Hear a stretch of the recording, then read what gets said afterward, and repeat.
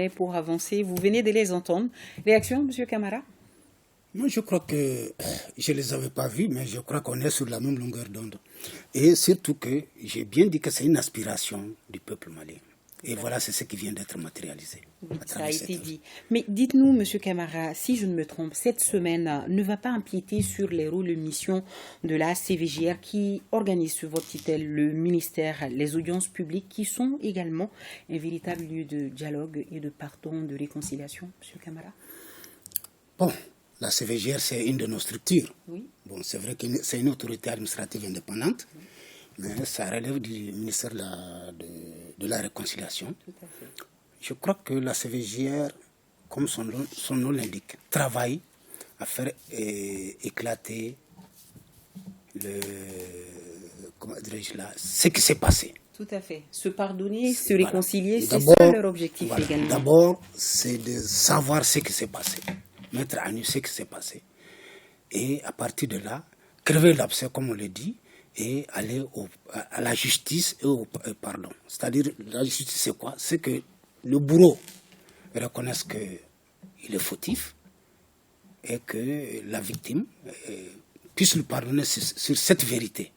Donc, c'est différent de la semaine de la réconciliation, parce que la semaine c'est en fait une partie intégrante de la semaine de la réconciliation, parce qu'au cours de la semaine de la réconciliation, c'est quoi? C'est d'abord l'information et la sensibilisation. Justement, j'allais vous demander, donc les activités feront peut-être que ça va différer. C'est quoi différer. Les activités? Les activités, il y en a beaucoup, parce que c'est toute une semaine.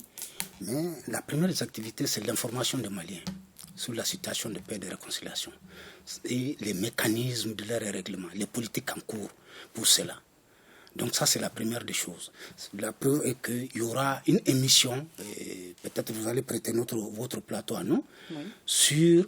L'RTM est un service public, oui. Voilà, sur la stratégie nationale de la réconciliation, par exemple. Oui. Ça, c'est une politique gouvernementale donc, que les Maliens doivent connaître davantage. Et à partir de là, je crois qu'il y a autre activité de sensibilisation d'information sur, par exemple, l'accord pour la paix et la réconciliation, de concours, par exemple, pour savoir le degré de connaissance des Maliens de l'accord, et d'autres débats sur les conflits, leurs mécanismes endogènes de règlement, ainsi de suite. Mais en plus, il y aura des gestes de solidarité. Oui. Par exemple, nous avons voulu que ce soit national, donc aujourd'hui, il y a des déplacés internes. Oui. Peut-être vous et moi, nous sommes un peu plus ou moins à l'aise, mais nous savons que d'autres Maliens sont en brousse, et ainsi de suite. Donc, pour leur dire que non, on ne les a pas oubliés, le Mali, c'est pour nous tous. Donc, un don de céréales et de kits de dignité, un don de sang, par exemple, à l'endroit de blessés de guerre, des victimes de guerre. Et toutes ces activités-là, ça va se passer où? À travers la ville, c'est ça? Bamako, toutes les régions, les ambassades et les consulats.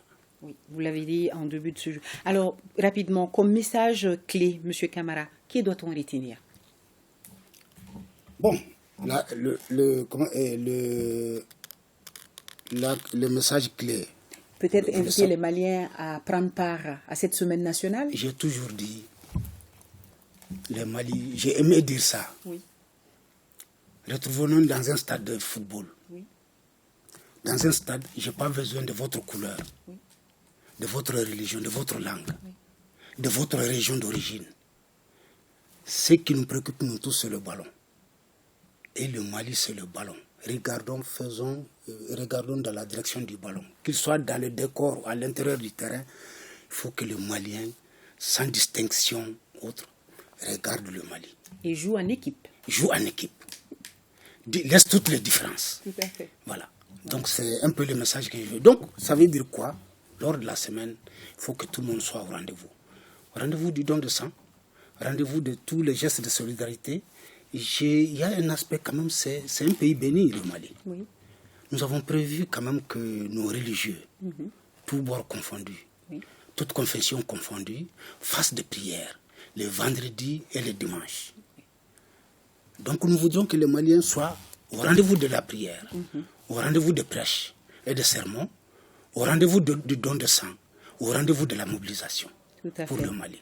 Voilà, le message est dit. Je vous remercie en tout cas et je rappelle le rendez-vous le 15 septembre, jeudi prochain, pour le lancement officiel de la semaine de la réconciliation nationale sous la présidence de Monsieur le ministre ou bien Monsieur le président de la transition. Bon, on souhaite avoir le président de la transition. Ben voilà, l'appel est lancé et j'espère qu'il va vous entendre.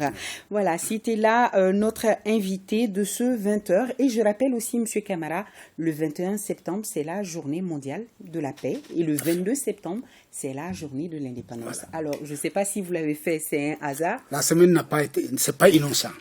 Ça a fait l'objet de beaucoup de réflexions. Tout à fait. Pour aboutir au 21 septembre et au 22 septembre. Ah ben voilà, donc le mois de septembre bien rempli pour les Maliens. Merci en tout cas, c'était notre... C'est à nous de vous remercier. Merci encore. C'était notre invité du 20h dimanche, en la personne de Monsieur Sidi Camara, secrétaire général du ministère en charge de la réconciliation nationale.